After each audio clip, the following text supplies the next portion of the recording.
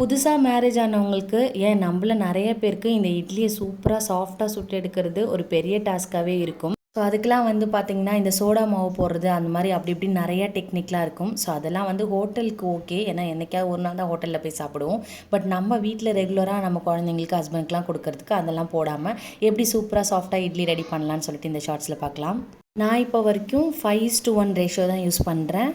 5 class rice போட்டோன்னா 1 class வந்து உளுந்து போடுவேன். 1 டேபிள் ஸ்பூன் வந்து வெந்தயம் போட்டுருவேன். இது 3மே ஒரே நேரத்தில் தான் ஊற வைப்பேன். உளுந்து ஊற வச்சு ஒரு 1/4 மணி நேரத்துக்கு அப்புறமா எடுத்து ஃப்ரிட்ஜில் வந்து வச்சு ஊற வச்சுருவேன். ஸோ எல்லாமே ஒரு 3 மணி நேரத்துலேருந்து 4 மணி நேரம் வரைக்கும் தான் மொத்தமாக ஊற வைப்பேன். அரைக்க போகிறதுக்கு முன்னாடி தான் உளுந்த ஃப்ரிட்ஜிலேருந்து வெளியில் எடுப்பேன்.